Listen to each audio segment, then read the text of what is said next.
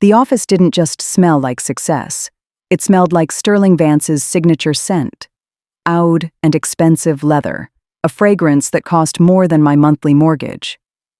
He slid the folder across the marble desk with the kind of practiced elegance that made me feel like an intruder in my own company. Outside, through the wall of floor-to-ceiling glass, I could see the staff lot. My battered electric hatchback sat in the same spot it had occupied for 8 years. Level 3, Row F. I was always the first one in, long before the sun hit the Silicon Valley skyline. Effective Monday, Sterling said, clicking his designer pen. Your base salary is being adjusted to $85,000. We need your signature by the end of the day. I looked at the number.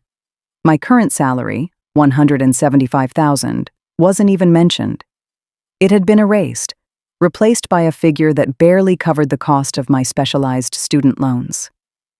You're cutting my pay by more than half, I said, my voice flatter than I expected. We're right-sizing, Sterling corrected, leaning back in a chair that likely cost more than my first car. The market for molecular biology is cooling. You should be grateful NexaCore is keeping your department open at all. I stared at him. This was the man who had been brought in 6 months ago to optimize the firm. He had arrived right after we received final approval for the Nexus 9 compound, the autoimmune treatment I had spent 7 years perfecting, the drug that was currently projected to bring in 9 figures for NexaCore this year alone. And my equity? I asked. My 0.6% royalty on the Nexus series? A verbal promise from the previous regime, Sterling said, checking his gold watch. Non-binding. Consider it nullified. We're moving toward a performance-based bonus structure that better aligns with our new vision. The previous regime was Dr. Silas Thorne, a man who actually understood the lab. He had told me, Eris, when this compound hits the market, you won't just be a scientist, you'll be a partner. But Silas was retired now, living on a ranch in Montana, far away from Sterling Vance and his new vision. I didn't argue. I didn't beg. I stood up, took the document, and walked out. My lab was on the 4th floor. It was a space of white epoxy and surgical steel, a place where I felt more at home than my own apartment. I walked to my station and looked at my research journal. It was a thick, hand-bound leather book I'd bought in a small shop in London years before I ever stepped foot inside NexaCore. Every formula, every failed synthesis, every eureka moment of the Nexus 9 compound was in that book. Written in my own shorthand, a code that combined molecular mapping with structural linguistics, a system I'd developed during my doctoral thesis at MIT. I remembered the day I signed my employment contract with NexaCore. I had read the intellectual property clause 3 times. It stated that the company owned any discoveries made using company resources. But there was a gap, a massive legal canyon that Sterling Vance had overlooked in his rush to right-size the staff. The foundational molecular skeleton of Nexus 9 hadn't been discovered at NexaCore. I had mapped the core structure during my final year at MIT, months before I'd even interviewed here. I had the dated, time-stamped, and notarized dissertation to prove it. NexaCore owned the manufacturing rights to the version I'd given them, but they didn't own the base compound. I spent the next hour meticulously scanning every page of that journal into a secure cloud drive. Then I packed my small desk plant, my favorite pipette set, and my PhD graduation photo into a single cardboard box. I stopped by HR on the way out. Beatrice, the director, looked up with a frown. I'm resigning, I told her, placing the unsigned salary cut document on her desk. Effective 10 seconds ago. I drove home in the middle of a Thursday afternoon, the box on the passenger seat. I didn't feel panicked. I felt light. For 8 years, I had been the engine of NexaCore's revenue, and they had just treated me like a line item they could delete. They thought I was a captive asset. They were about to find out that I was the owner of the map. By 6 p.m., I was sitting in my living room with a glass of wine and my laptop open. I wasn't looking for a job. I was looking for a buyer. Meridian Therapeutics was NexaCore's primary rival. They had the labs, they had the distribution, but they were currently losing the autoimmune race. Their stock was down 12% because their own research had hit a wall.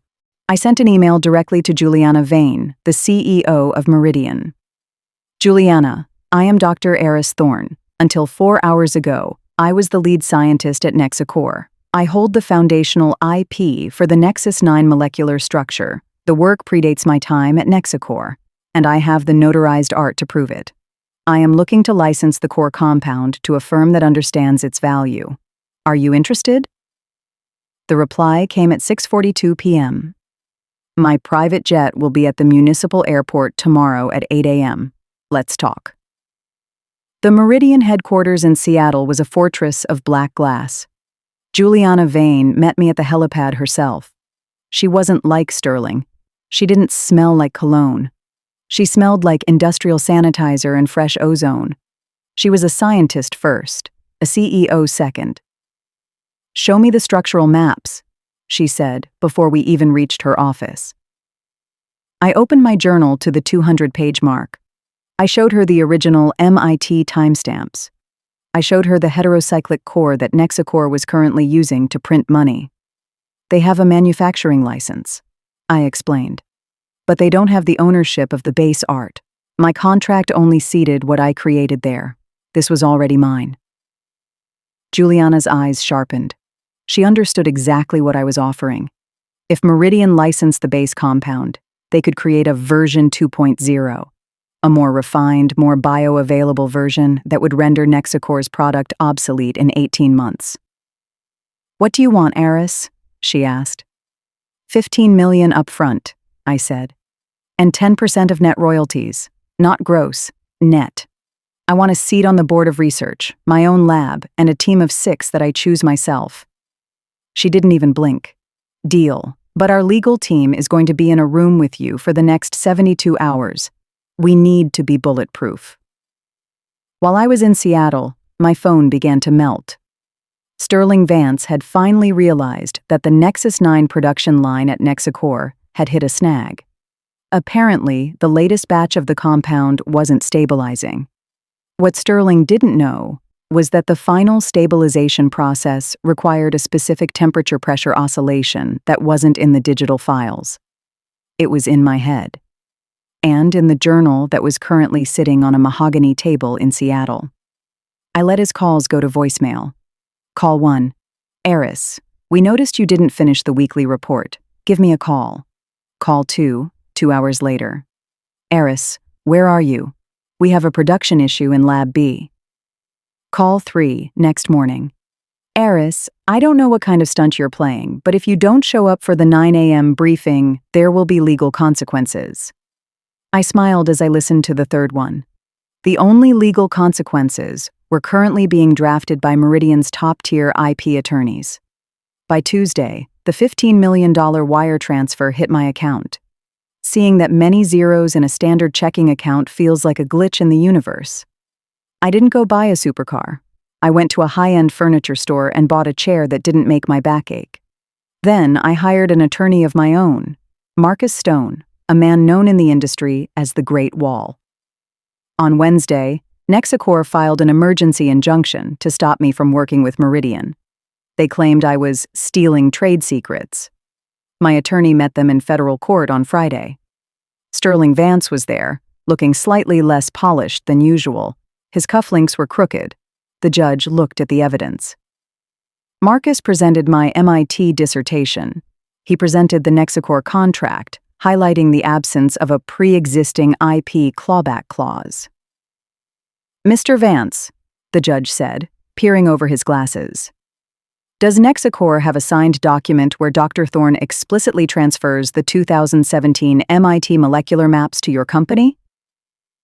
Sterling looked at his lawyer. His lawyer looked at the floor. "No, Your Honor. But it was implied." "In this court," the judge snapped, "we deal in ink, not implications. Injunction denied." I walked out of that courtroom and didn't even look at Sterling. I had work to do. Meridian was already building my new lab. The fallout at NexaCore BioSystems was not a sudden explosion. It was a slow, agonizing bleed. By the second month of my tenure at Meridian Therapeutics, the industry trade journals were already whispering about purity issues in the Nexus 9 batches coming out of Sterling Vance's facility. Without my specific titration notes, the compound was becoming increasingly unstable during the final drying phase. They were losing 40% of every batch to crystallization. I knew this because my old lab assistant, Toby, was calling me twice a week, whispering from the parking lot. "Sterling is losing his mind, Eris," Toby told me. "He hired 3 consultants from Harvard to reverse engineer your stabilization process. They've already blown 2 autoclaves. The board is asking why the production costs have tripled." I leaned back in my new office, a space twice the size of Sterling's, overlooking the Seattle harbor. "Tell them to read the footnotes, Toby. Oh wait, I took those with me." While NexaCore struggled to keep their old product alive, my team at Meridian was working on the Meridian X project. Because I owned the base molecular skeleton, I was free to optimize it without NexaCore's restrictive, outdated manufacturing protocols. We weren't just making the same drug, we were making it better. We utilized a new covalent bonding technique that allowed the medication to stay in the patient's system longer with half the dosage. It wasn't just a competitor, it was an evolution. In October, we hit the accelerated approval milestone with the FDA. Juliana Vane didn't just give me a bonus, she gave me a dedicated research wing named the Thorne Institute. By December, the news broke. Meridian X had outperformed Nexus 9 in every single clinical metric. The market response was brutal. NexaCore's stock price, which had been propped up by the projected success of my work, plummeted 40% in a single day. Then came the final blow. NexaCore's largest distribution partner, a global hospital network, triggered a quality failure clause in their contract. They cited the inconsistency of the NexaCore batches and announced they were switching their entire formulary to Meridian X. Sterling Vance called me on a Tuesday evening. I finally picked up. "Eris?" he said, his voice stripped of all that oud and leather confidence. He sounded small, tired. "The board has authorized me to offer you a settlement. $20 million, plus your old salary tripled, and a chief science officer title. We just need the stabilization notes for the original series." I looked out at the rain hitting the Seattle glass. "Sterling, do you remember what you told me? You said the market was cooling. You said I should be grateful to even have a job."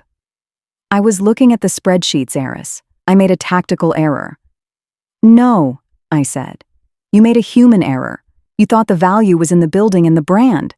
You forgot the value was in the person who actually understood the science. I'm not coming back, Sterling, and Meridian X just received its European patent.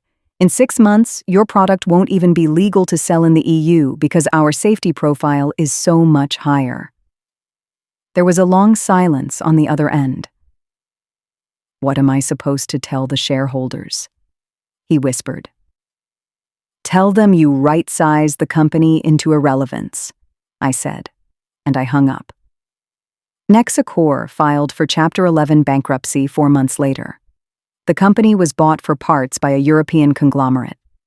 Sterling Vance was dismissed without a severance package. The board cited gross negligence regarding the intellectual property audit. I heard he moved back to the Midwest to work in mid-level insurance. He was officially exiled from the biotech world. My first royalty check from Meridian arrived in January of the following year. It was for $3.2 million, just for the first quarter. I didn't buy a yacht. I didn't buy a mansion. I stayed in my apartment, but I funded 4 full-ride scholarships at MIT for students from low-income backgrounds who wanted to study molecular chemistry.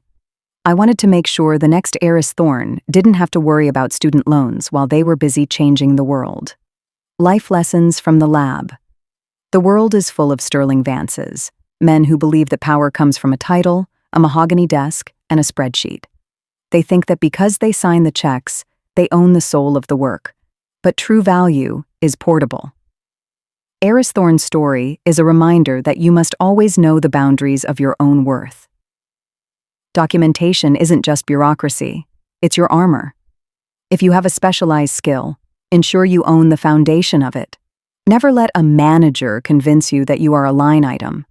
When they try to shrink your world, use that as the signal to build a bigger one. Sometimes, the best way to deal with a toxic environment isn't to fix it. It's to leave it so thoroughly that it collapses under the weight of your absence. Don't just work for the machine. Be the reason the machine works. If you've ever been told you're replaceable, only for the person who said it to realize they were wrong, share your story in the comments. We're building a community of experts who know their value. Subscribe to Her Hidden Revenge for more stories of professional justice.